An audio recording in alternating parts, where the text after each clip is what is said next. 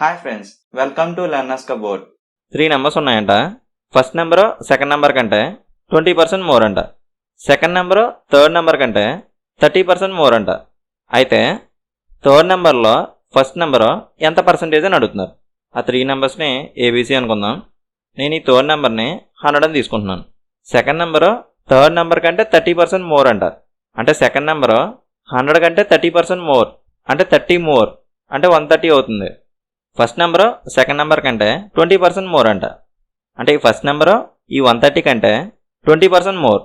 130లో 20% 10% 13 into 2 26 more కాబట్టి add చేస్తాం. So total 156 వస్తుంది. అంటే ఈ ఫస్ట్ నెంబరు 156 వస్తుంది. ఇక్కడ కొంచెం మంది కన్ఫ్యూజ్ అయ్యి ఈ ఫస్ట్ నెంబరు సెకండ్ నెంబర్ కూడా థర్డ్ నెంబర్తోనే కంపేర్ చేసేస్తారు. అప్పుడు ఫస్ట్ నెంబర్ 20% మోర్ అంటున్నారు కాబట్టి 100కి 20 యాడ్ చేసి ఇక్కడ 120 రాసుకుంటారు. సో అది మిస్టేక్ అవుతుంది అనమాట. సో దేనితో కంపేర్ చేస్తున్నారో చూసుకొని చేయండి, ఓకేనా? ఓకే, థర్డ్ నెంబర్లో ఫస్ట్ నెంబరు ఎంత పర్సెంటేజ్ అని అడుగుతున్నారు. హాఫ్ తర్వాత థర్డ్ నెంబర్ ఉంది అంటే థర్డ్ నెంబరు డినామినేట్లోకి వస్తుంది.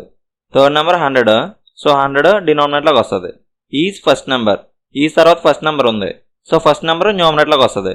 ఫస్ట్ నెంబర్ 156 ఎంత పర్సెంటేజ్ అని అడుగుతున్నారు కాబట్టి ఇంటూ 100 చేస్తాం. 100 క్యాన్సిల్. సో ఫైనల్లీ 156% వస్తుంది. ఒకసారి ఫాస్ట్గా చేద్దాం. 3 నెంబర్స్ని ఏబీసీ అనుకుందాం. థర్డ్ నెంబర్ 100 అని తీసుకుంటే second number 30% more than third number అంటే 30% మోర్ దెన్ 100 అంటే 30 మోర్ ఇది 130 వస్తుంది. First number 20% more than second number, ఇందులో 20% 10% 13 20% 26, సో 26 మోర్ అయితే 156 వస్తుంది. థర్డ్ నెంబర్లో ఫస్ట్ నెంబర్ ఎంత percentage, third number denominator first number numerator into 100 ఈ రెండు క్యాన్సిల్. ఫైనల్గా 156% వస్తుంది.